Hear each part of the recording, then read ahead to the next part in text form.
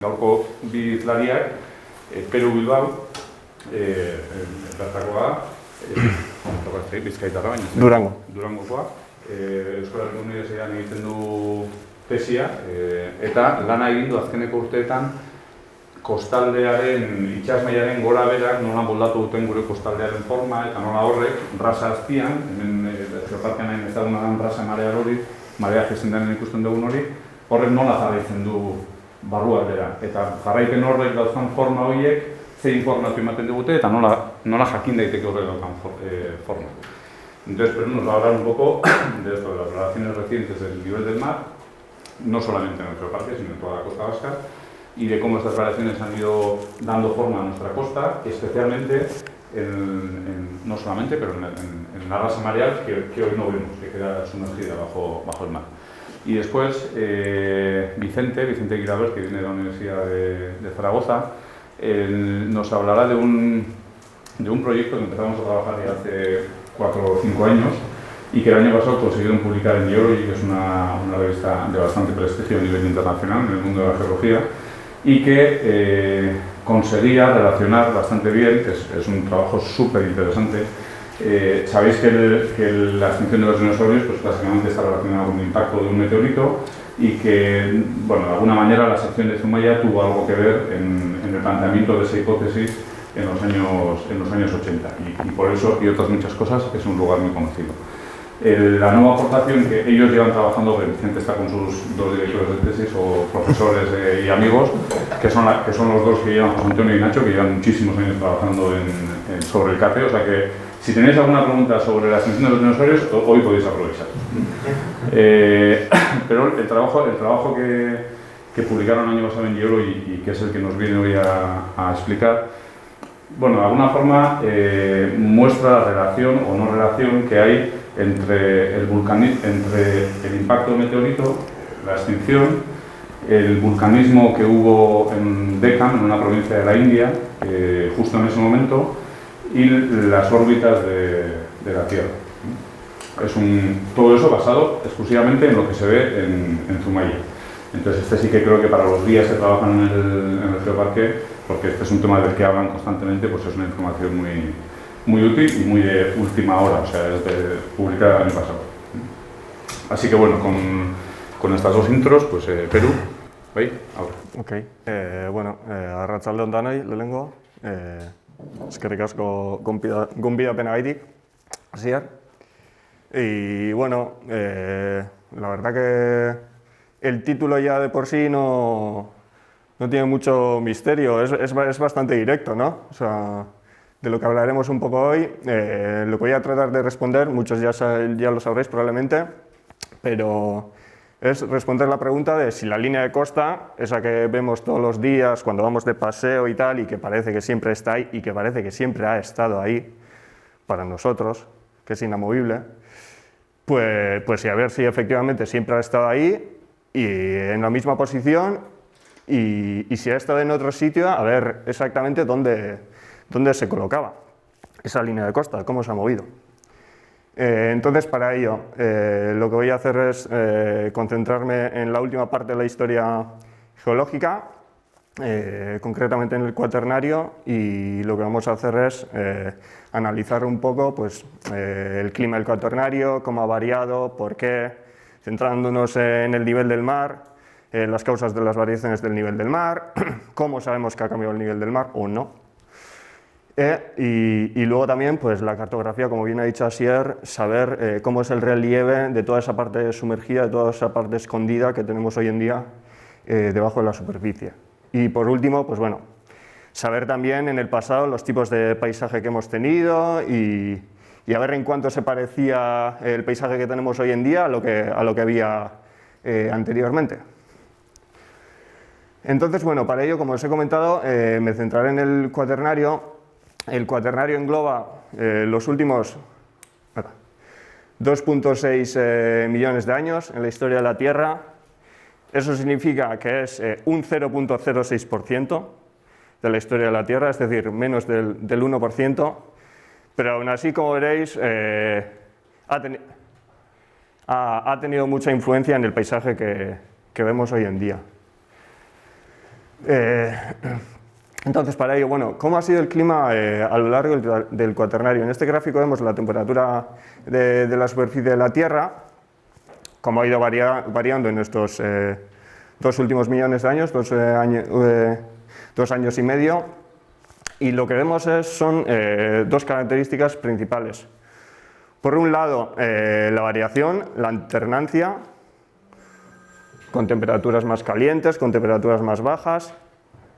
Y lo segundo también, una tendencia general, como vemos ahí, al enfriamiento a lo largo del Cuaternario. ¿Vale?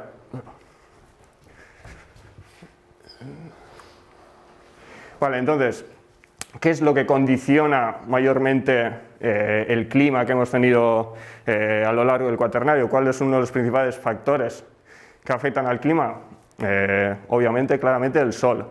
Toda esa energía, toda esa insolación que nos llega del Sol, la cual hace que en diferentes puntos de la Tierra haya un clima más cálido hoy en día, haya un clima más frío en otros lugares, ¿no?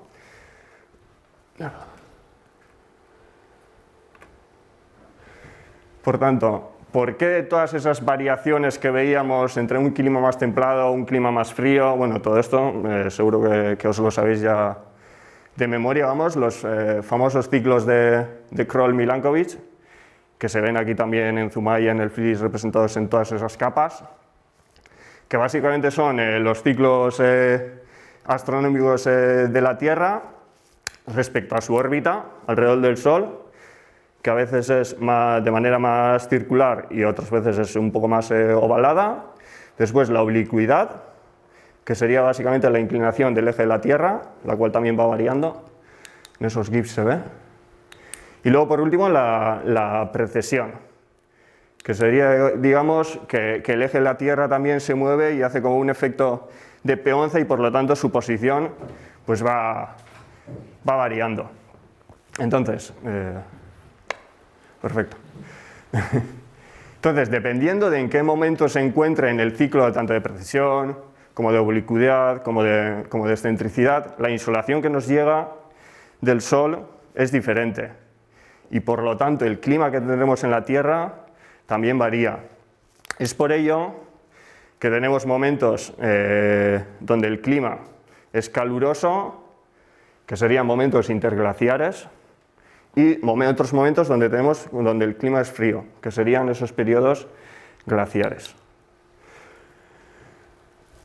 Por lo tanto, lo que vemos es que el clima ha ido variando a lo largo del Cuaternario, pero no ha ido variando del mismo modo de manera uniforme a lo largo de todos estos años. Al principio, el clima ha ido variando de forma cíclica, con ciclos de 40.000 años, es decir, dominados por la oblicuidad, pero los últimos años, a partir del Pleistoceno medio, esa ciclicidad ha variado y los que dominan son los ciclos de 100.000 años.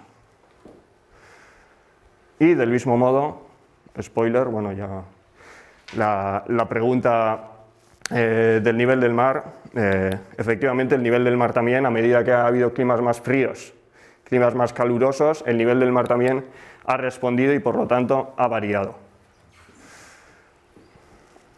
Entonces, los cambios del nivel del mar, ¿cuándo se producen? Vale, tenemos un cambio del nivel del mar no únicamente cuando el volumen del agua varía, es decir, si tenemos más agua o menos agua, que por lo tanto llevaría a una elevación o descenso de la superficie del agua y por lo tanto el nivel del mar variaría, pero del mismo modo, a pesar de que el volumen de agua no varía, si el terreno, tal y como se ve aquí, también sube o baja, del mismo modo la línea de costa se vería afectada y también variaría.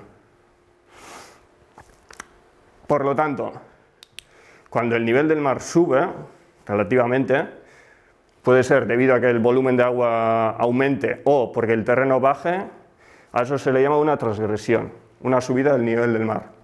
Por el contrario, si el terreno sube o el volumen de agua disminuye, en ese caso estamos hablando de una regresión o descenso del nivel del mar.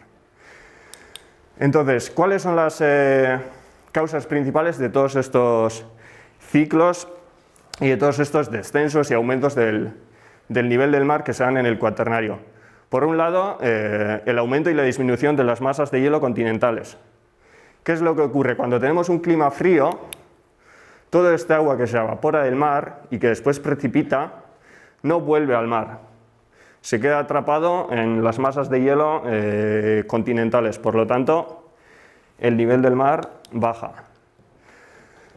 En cambio, cuando tenemos un clima cálido, toda esta masa de hielo se derrite y toda esta vuelve al mar y por lo tanto el nivel del mar otra vez sube. Bueno, aquí tenemos una imagen animada que básicamente se ve lo mismo. O sea, a medida que en el océano tenemos evaporación, luego precipita y en vez de volver se queda atrapado en la masa de hielo y por lo tanto el nivel del mar baja y cuando se va derritiendo el nivel del mar subiría. ¿Vale? Otra causa, la expansión térmica del agua. ¿Qué ocurre? Que a mayor temperatura, más volumen. El agua ocupa más volumen, por lo tanto la superficie sube. A menor temperatura, ese agua se contrae, ocupa un volumen que es menor y por lo tanto el nivel del mar baja. El ejemplo más fácil, yo creo, para entender esto, los termómetros de mercurio que hay en las casas. Antes se utilizaban pues para fiebre y tal, ahora ya, pues bueno, ya todo digital, pero al final es el mismo principio. Y es de hecho una de las mayores causas del incremento del nivel del mar que estamos viviendo actualmente. La siguiente causa, la isostasia. Bueno, ¿qué es la isostasia? La isostasia, es la tendencia de la corteza y el manto que tiene para encontrar el equilibrio respecto a una carga que tiene encima. Así dicho, igual parece muy complicado, pero básicamente es, como vemos en la imagen esta de la izquierda, a medida que en el terreno puede ser tanto hielo, en este caso es hielo, puede ser sedimento también, a medida que aquí se acumula peso, digamos, el terreno que está debajo reacciona. El terreno que está justo inmediatamente debajo bajaría debido a ese peso y los lados, los que tienen las zonas adyacentes, en este caso se elevarían. Y aquí vemos lo mismo. Básicamente el hielo se empezaría a acumular, por lo tanto esta zona descendería, se deprimiría, mientras que las zonas adyacentes, las que tiene al lado, se elevarían. Por lo tanto, del mismo modo, la línea de costa también, por esto, se cambiaría.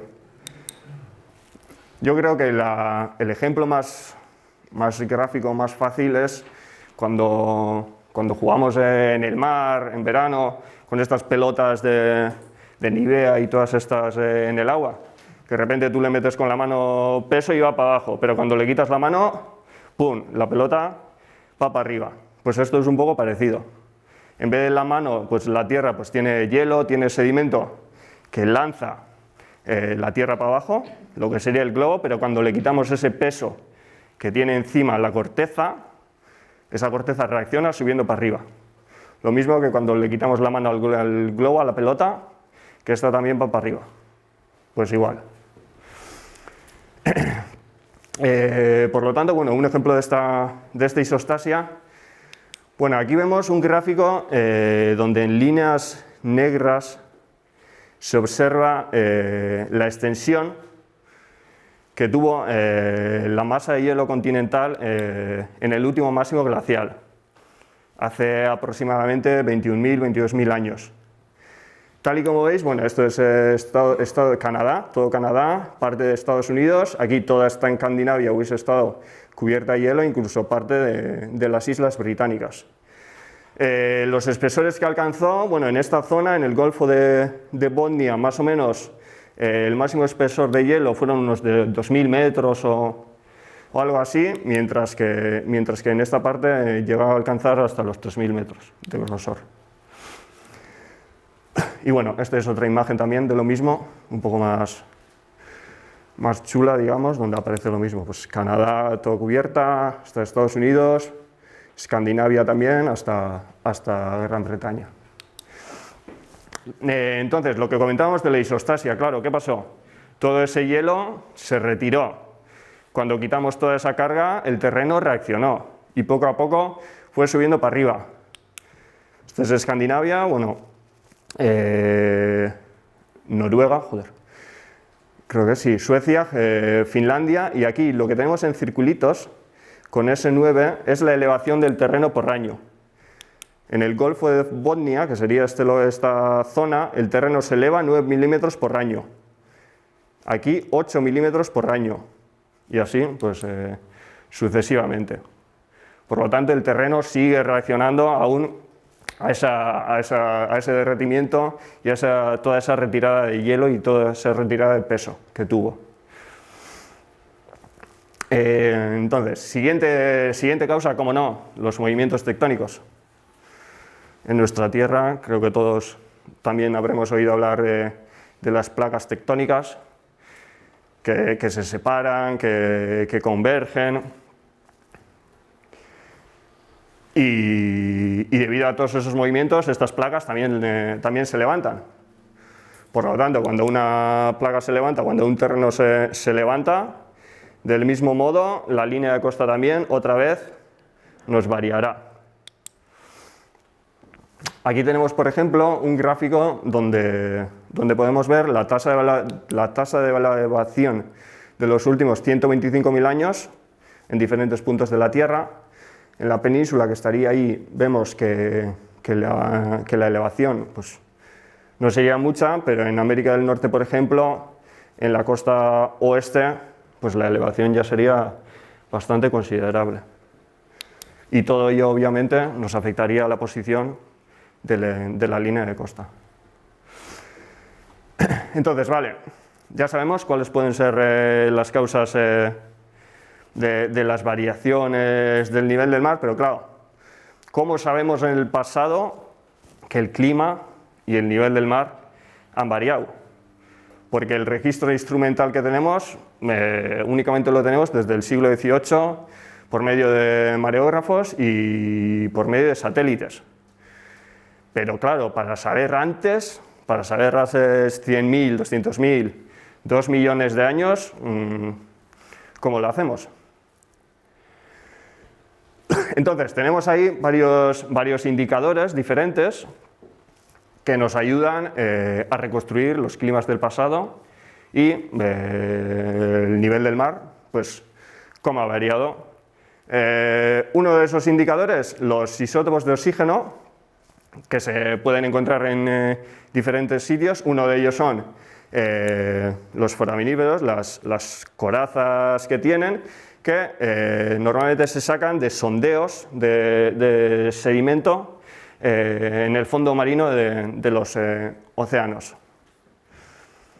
Entonces, un poco de teoría sobre isótopos de oxígeno. Bueno, el oxígeno, perdón, tiene dos isótopos, uno es isótopo ligero, que sería el oxígeno 16, y otro isótopo pesado, que sería el oxígeno 18.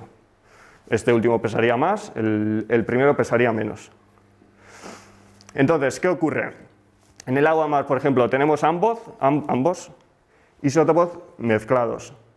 Pero ¿qué pasa? Que para la evaporación, a la hora de evaporarse, se evapora más fácil el oxígeno 16, porque es más ligero, que el oxígeno 18. Entonces, el oxígeno 16 se nos escapa a la atmósfera y, por lo tanto, el agua del mar queda enriquecida en oxígeno 18 respecto al oxígeno 16. Ese oxígeno 16, ese agua que se ha evaporado, se va acumulando en el hielo. Esto en un clima frío. Por lo tanto, ¿qué tenemos? Que en esa agua de mar, cuando el clima es más frío, la relación del oxígeno 18 y el oxígeno 16 es más alto. En cambio, en climas... Bueno, pues...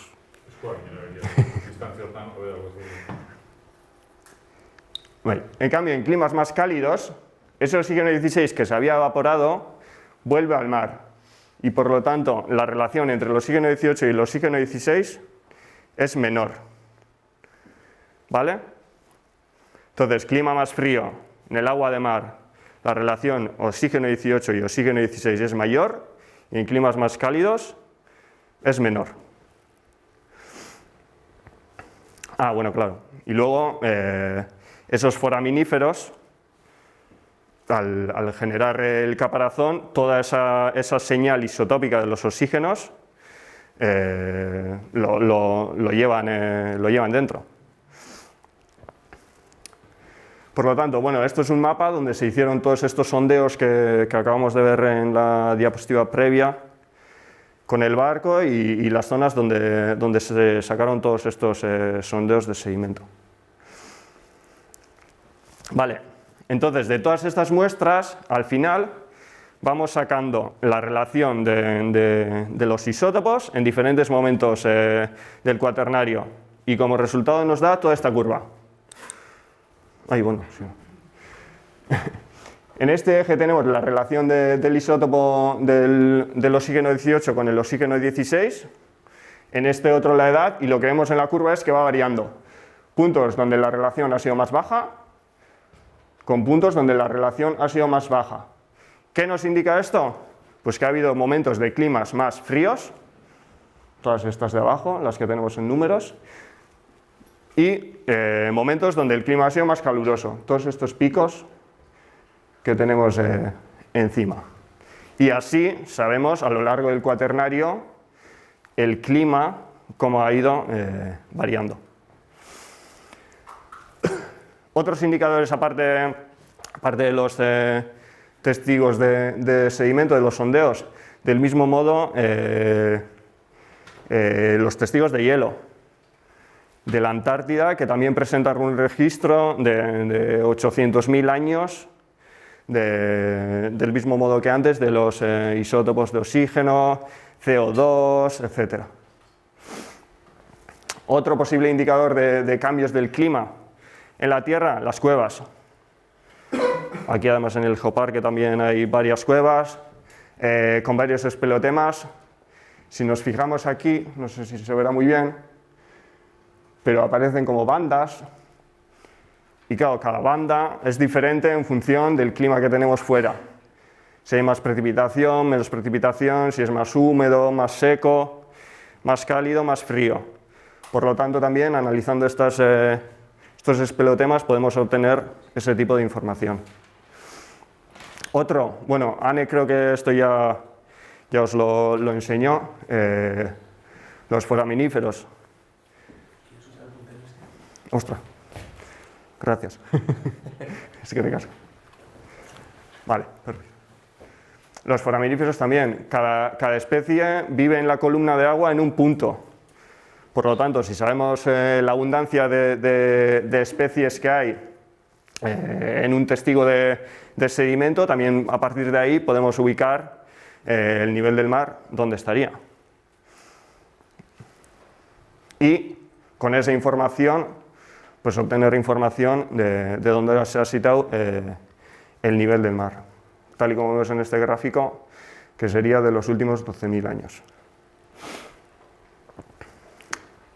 Otro indicador más de cambios del nivel del mar, las plataformas rocosas, que aquí además en el Geoparque, pues la de Saconeta tenéis ahí, súper famosa.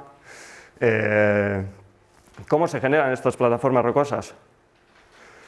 Bueno, veremos aquí, cuando el nivel del mar se mantiene en una posición similar, las olas van golpeando el acantilado hasta que se va erosionando. Bueno, el vídeo empezará otra vez, hasta que se va erosionando, se va socavando, se va generando un notch, que también tenéis ahí en la playa de Itxurun, creo, si no me equivoco.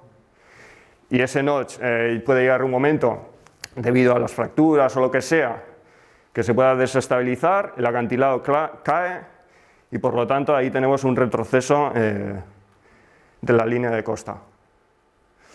Ahí se ve perfecto. Bueno, lo que os decía, lo que tenéis en el mismo Geoparque. Y otro indicador también del retroceso de la línea de costa, que está al lado de Saconeta también, es este riachuelo, que en lugar de terminar a nivel del mar, en este caso, termina en cascada. ¿Por qué? Porque el retroceso del acantilado ha sido más rápido que lo que ha podido erosionar ese riachuelo. Entonces, otro tipo de retroceso de la línea de costa que tenéis también, que hay también en el geoparque, esta es la punta de Aitzuri, si no me equivoco. Tal y como veis, la de la izquierda es una ortofoto del 2018 y esta es una ortofoto del 2019 de la misma zona, y como veis ahí hubo un desprendimiento de rocas que fue brutal. Otra inestabilidad diferente que tenemos también en el geoparque, y que si no me equivoco es picote, puede ser. Otra inestabilidad que tenemos es, si os fijáis ahí, veréis como año a año esta zona va bajando. Ahí veis. Bueno, en la siguiente diapositiva un poco más rápida. Saca tu rango. Ahí veis. Mote motxezu atzera eta aurrera. Eta berri aurrera. A ver. Sakatu berriro. Bai, eta aurrera. Bueno.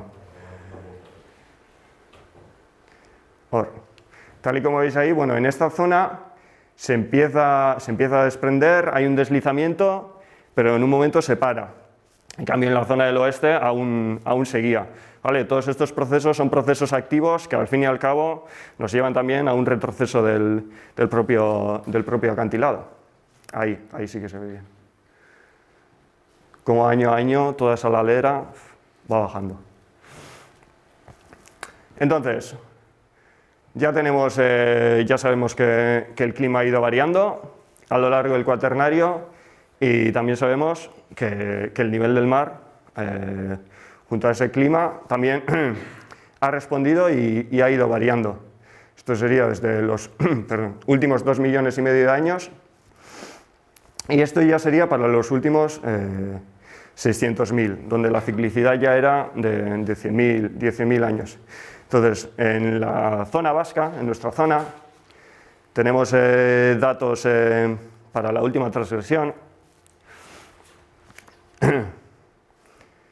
Los datos más fiables hoy en día y los más directos los tenemos de los datos que os he mostrado antes y que Anne ya os mostró en su día, obtenidos en los estuarios, los cuales nos indican que aproximadamente hace 10.000 años el nivel del mar estuvo a menos 25 metros o algo así.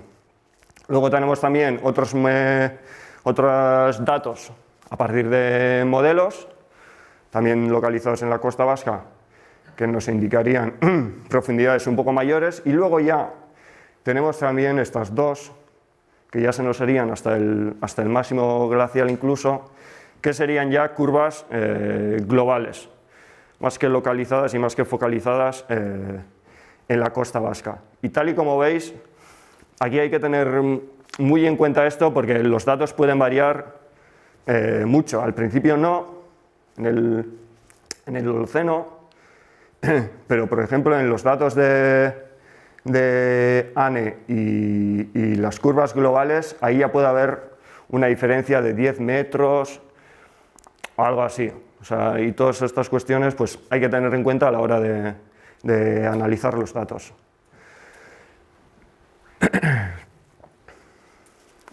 Entonces, ¿por qué es interesante esto? ¿Por qué es interesante, por ejemplo, en la última transgresión, o sea, desde el último máximo glacial, cómo ha ido avanzando el nivel del mar y a qué cotas estaba el nivel del mar?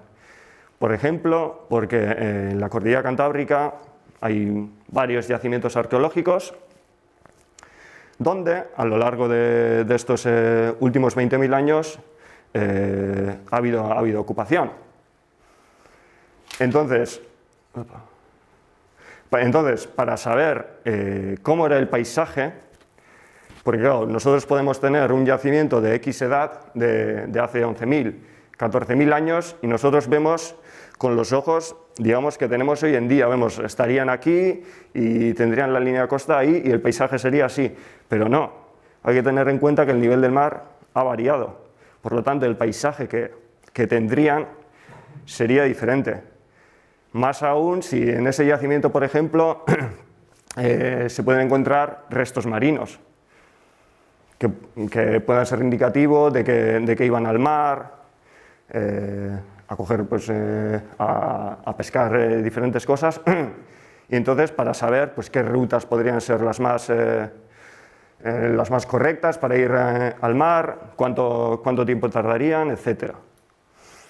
Entonces, vale, la pregunta inicial, ¿la línea de costa siempre ha estado ahí? No, ha variado, tal y como probablemente ya sabríais. Pero, claro, la cuestión es, sabemos que ha variado.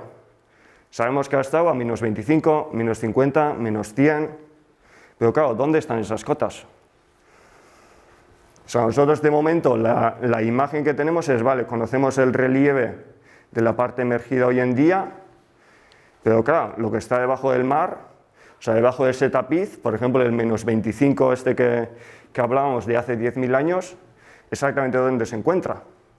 Se encuentra aquí, cerquita de la línea de costa actual, o se encuentra a una distancia mayor.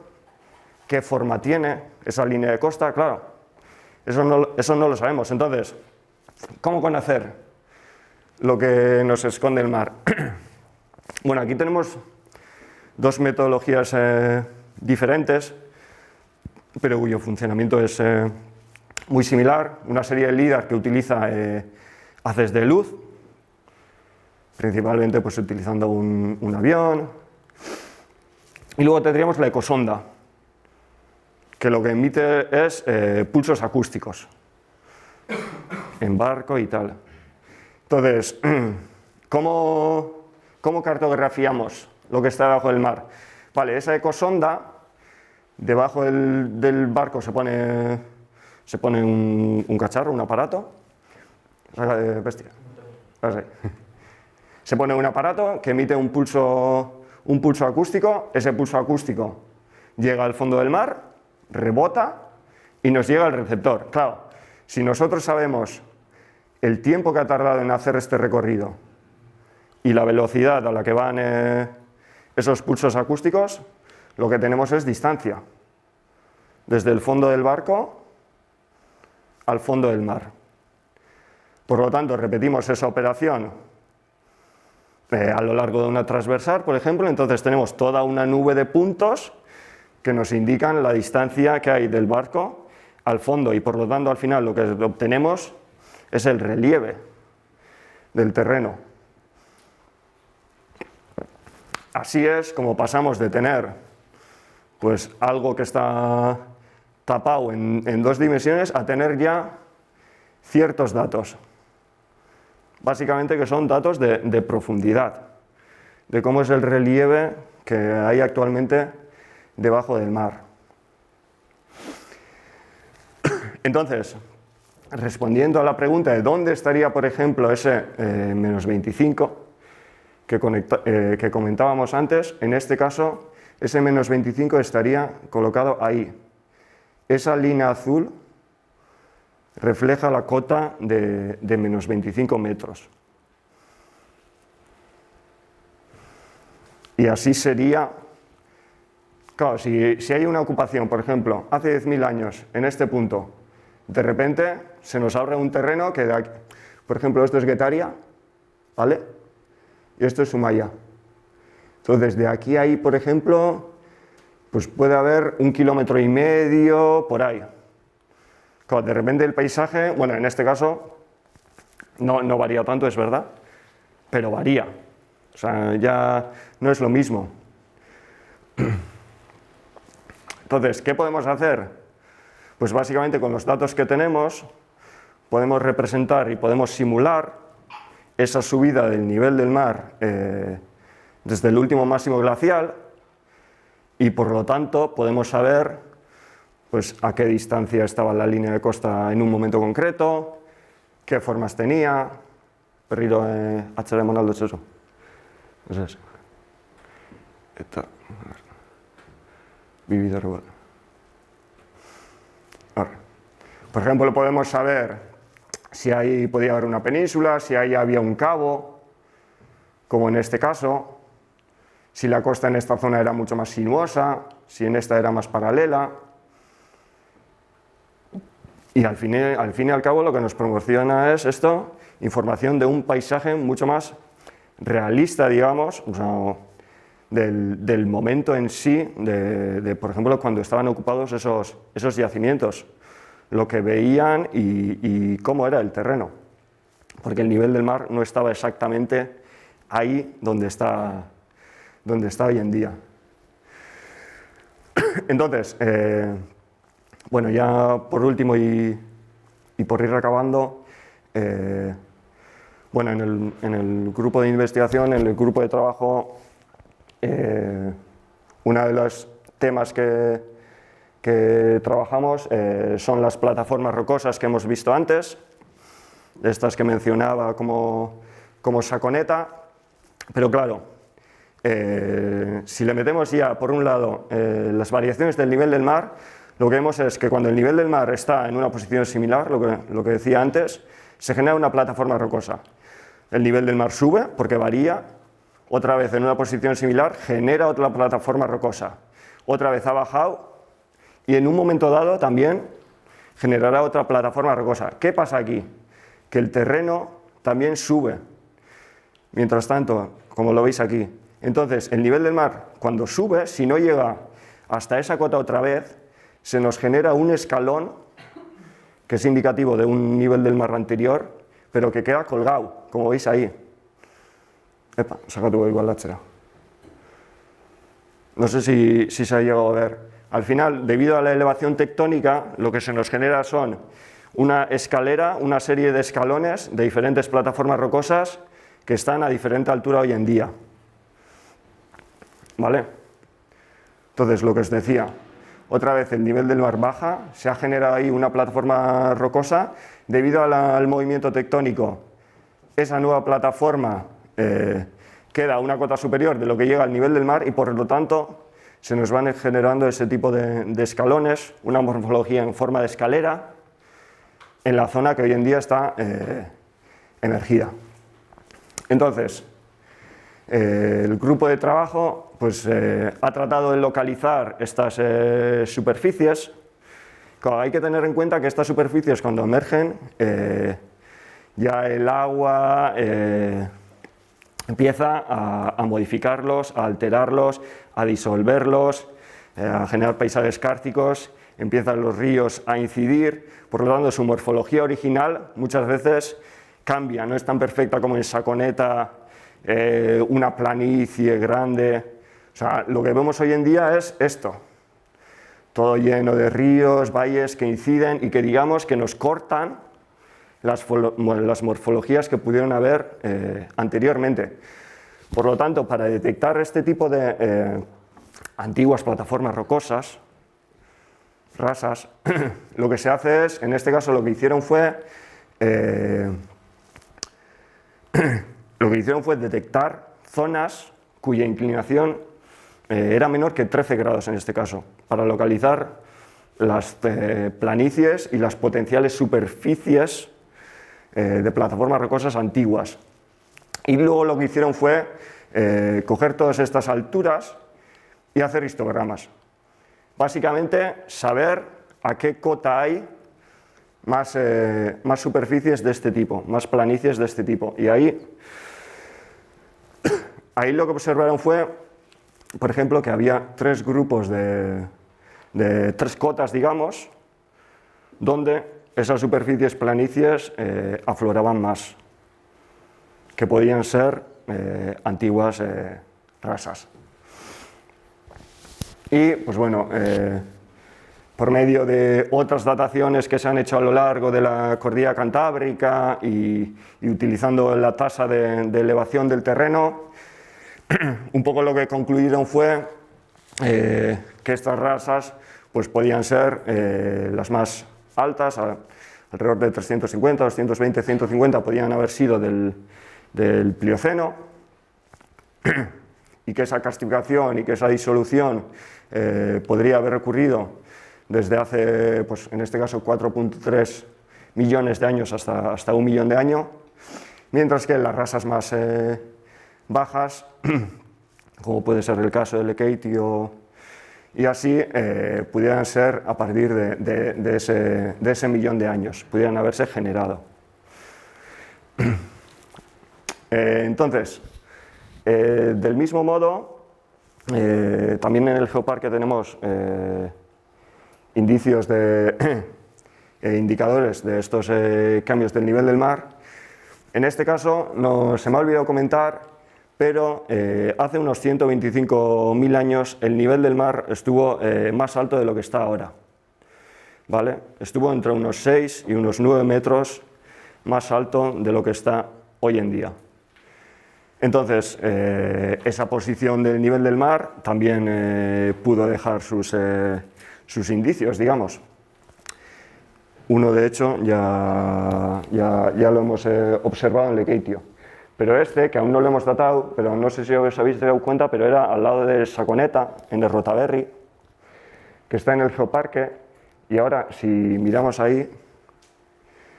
Vamos a ver. Dale. Si miramos ahí, vemos sobre el nivel del mar que está una superficie súper plana, súper lisa, súper cortada. Aquí vemos el mar, es decir, está una cota mayor, una superficie que erosiona el sustrato que está ahí y que encima tiene unos bloques angulosos que digamos que serían los mismos o los parecidos a los que se encuentran hoy en día.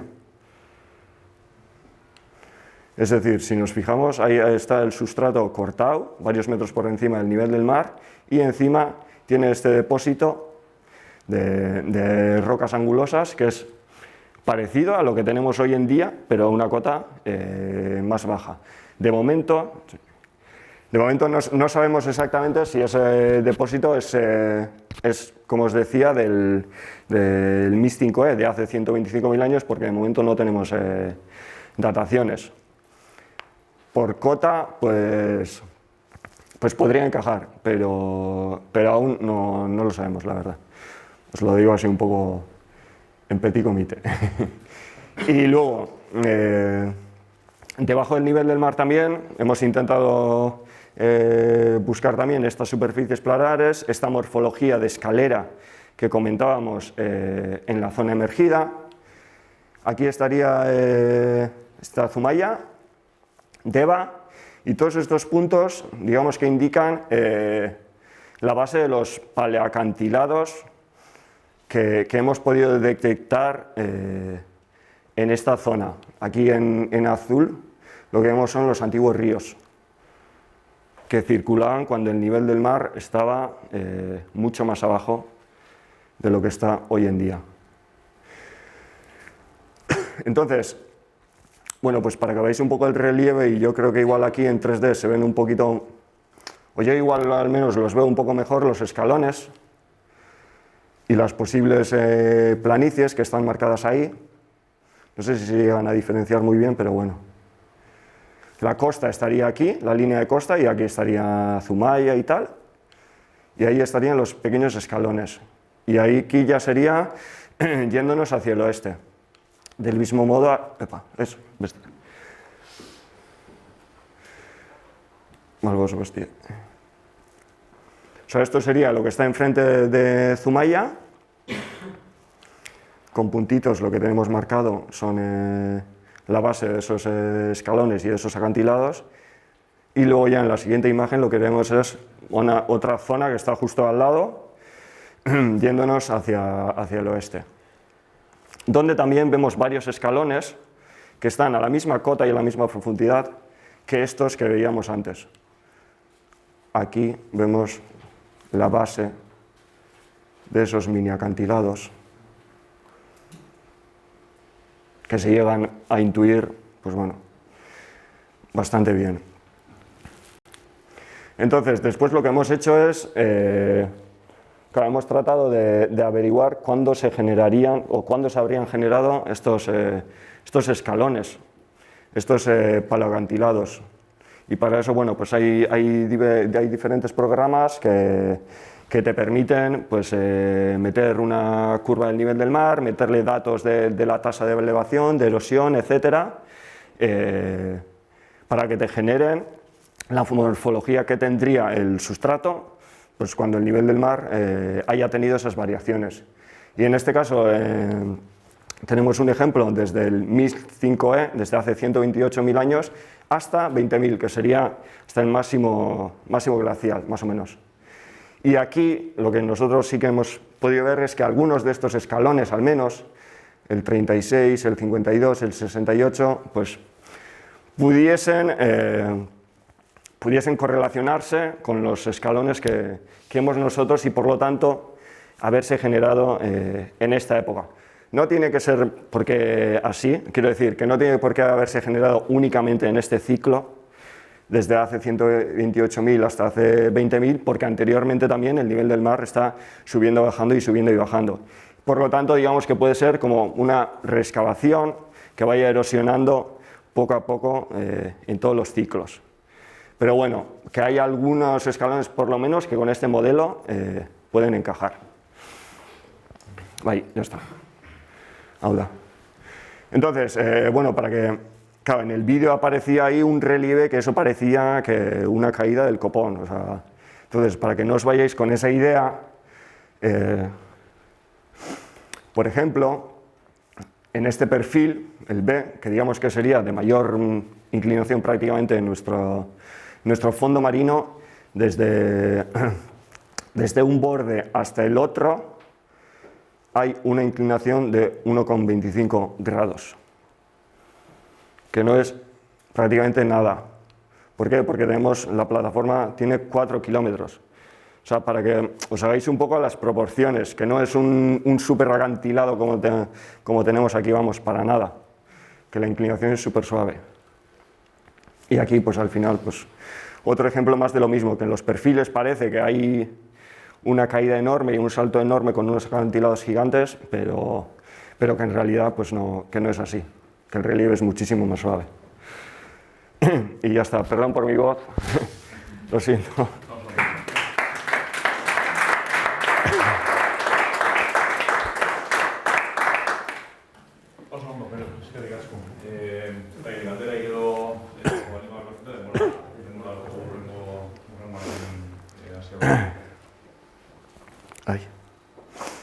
Oso lan polit egiten egia azkeneko urteetan berak lan egiten dune bakoa. Nik esan nuke duela 6-8 urte arte askoz gehiago genekien, edo zekiten, unibertsitateko irakasleak, duela 1 milioi urte gertatu dutenaren inguruko kontuetaz, azkeneko milioi urtean gure paisaia duen bilakaerataz baino. Baina, bueno, azkeneko 10 urteetan, ez gehiago, sortu da unibertsitatean talde bat, perikulen egiten duen talde horretan. Eta, bueno, jugazulak diala, eta arrasak diala, eta beste zenbait parametro egitetuta. Terraza fluvialak eta. Azkenean jairia, arrasak egiten, eta poliki badatugu pixka bat nola izan den, azken 2 milioi urtean, gure kostaldearen bilaketa. Eta hau da zati bat, gure ikusi duzten bezala, horrek gero enkajatu behar du, pieza hori enkajatu behar dute, beste pieza askorekin. Nik bai da galdera, baina nola... Nik ulertzen dut dauzkagula eskaloi horiek, nola jakinek adina? Hori da... bat, nola jakinetek azkeneko ziklokoan, edo horrekoa? Hori da, esaten dut zune, niri esaten duztiena zan, azkeneko ziklotik aurrera, itxasmai egon da inbeste gora eta bera, horrek azken fin egiten dauena lija baten moduen. Orduen, lehen hau egon dien eskaloiek, printzipioz, egon biko ziren erosion haute eta desoreztute hori itxaso azpikuei dagokienez. Orduen, eurek esatu ez dien, seguruenik izango zala azken ziklo horretakue. nik batzuk ez dabe horren kajetan, modelo horretan, eta gainera, bueno, badauz beste indizoren batzuk, esate hostienak lehen aukuek be izango diela, horietako batzuk. Eta gero, reokupazio hori egon aldala, klaro. Osa, izen alda aurreko zikluetan bebai egon dela -50 eta hortaz izetie prozesu jarraitu baten ondoriozko eskaloie. Orduen, bueno, eltzen gara momentuz puntu honetan arte. Eta airepekuen gain, airepekuetan segun deposito bat eukitzen bagu gainien, rasan gainien gu gai gara metodo desberdinekin deposito hori datatzeko. Orduen, horrek emote osku, datu bat, planizio hori, plataforma hori, ze garaitan sortu den. Hori da, adibidez, lekeition lortu egune. Eta bestela, dego zuzena da bebai, kobasuluek. Plataforma baten azpian kobasulo bat badau, zu badakizu, printzipioz, kobasulo hori plataforma horren ostien sortutako, osea, lehen hau sortutako dela, barkatu. Orduen, kobasulo horretan espelotemak egoten badie, ikusi guzen moduko horrek bebai datatu aldia.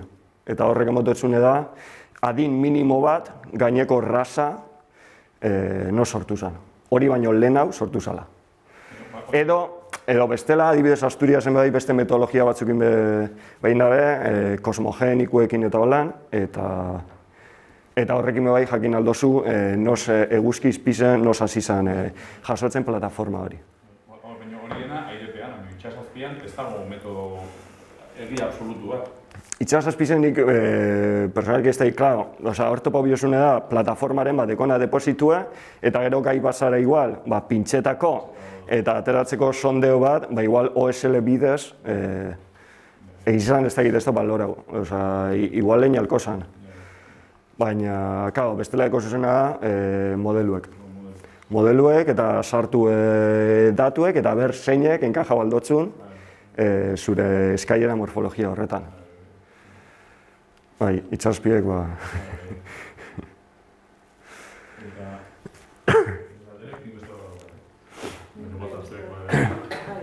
Hemen, gure erasan, kostalean horren atzerak edan tasan bat edo? Nik ez tekot daturik. Uztot, unibertsitateen baten bat badabilela horretan, baina ez da, gero iparraldien adibidez bai, iparraldien indabiez, eta 0,5 metro urteko adibidez ateratziakia, iparraldeko kostaldien. Eta gero Kantabrian adibidez artikuloren bat badau, eta adibidez heltzen da 2 metro urteko bat, klaro, segun ze litologia dauen bebai, 0, hortik bebai, baina nirak iala bintzet, ego Euskal Herri zen, ez ipar Euskal Herri zen, badauz, datu horrek badauz, baina hori 0,5 maksimo. Hemen ez daude, guke Kantabriako Unibertsitatearekin airia, hemen urte edo hasi ginen, hemengoak neurtzen. Eta azkenean atzera egiteko ere, eta horiek ateratzeko, daukatzen herramienta nagusia autofotoa. Autofotoen bilakaera ikusi, eta gero radarak jarri leku desberdinetan, eta radar horiekin, ja urtero, Kantabrian adibidez nik artikuloa dino zutena hori ortofotoekin eta inde dago. Gero ortofotoa idekozun arazu edan leku batzutan adibidez itzala dekozu, eta orduen, bueno, ez da inerreza zehaztie muga hori nun dauen. Espero dugu hemendik kontu batzuta, hemen gontazak eman analizatzea. Enbarrak dugu historia hori da datu bat oso deigarria, oso... Bestek, rasak, eskaloiak, noiz sortzen dira geisterakoan edo iotzerakoan, edo berdin dio? Edo badago preferentziarik gehiago geisterakoan gehiago iotzerakoan? Ez, printzipioz, eukin biozune da, posizio jakin baten, denbora baten, superfizie bat sortzeko. Gero, teorian asko esaten dena bai, gorakada horrek, itsasmailan gorakada horrek askotan egiten dauena dela, erosion hau lehen hau sortute dauena. Baina, printzipioz, bai, airepekuetan esaten dela, airepekuek jaiestanetan sortuko zen, orduen itsasmaila igoten dauen puntu horretan, eta itsasmailan puntu gorena adieraziko zabiela. baina printzipioz, osea... Estimazioaren bat, zenbat denbora egon behar duen itsas maila toki batean, adibidez, hemen sortzen den estrukturari sortzen du. Zan ere, bueno, hor egongo da, eta urtiak behar ditu, lehenbiziko itsaslabarren, itsaslabarretan lurjauzi horiek eta sortzeko deno segurazki, horrek ere askartzen du. Denboratxo bat egon behar du, gutxi gora bera maila berdinean, ez? Hori da. Etengabeko zera lan hori egiten. Bada, estimazioaren bat, eta hori horako estruktura bat sortzeko zenbat denbora. Osea, batutan zabe, igual talde bat egin eta horako laguntzen dute, pixkat, ez? Buruak eta astintzeko. Bai, Eta momentuko argazki bat, baina hori guztia eta sortzeko, ez? Denbora behar gala eta... Bai, momentuz ez tegote olako... Hori oso interesanti izango zen, eta adibidez retroceso tasekin eta holan jolastu halko zen, zezu jakiten bozu plataforma baten edadura zenbateko edan, eta retrocesue jakiten bozu zer ritmotara emoten dan, zuk estrapola baldozu 500 metroko bat dekot, eta metro bat urtien. Demagun, zuia orduen estrapola baldozu zenbat denbora gutxi gora bera sortu den plataforma hori, baina holan datu zatz bat emoteko momentu ez da egit.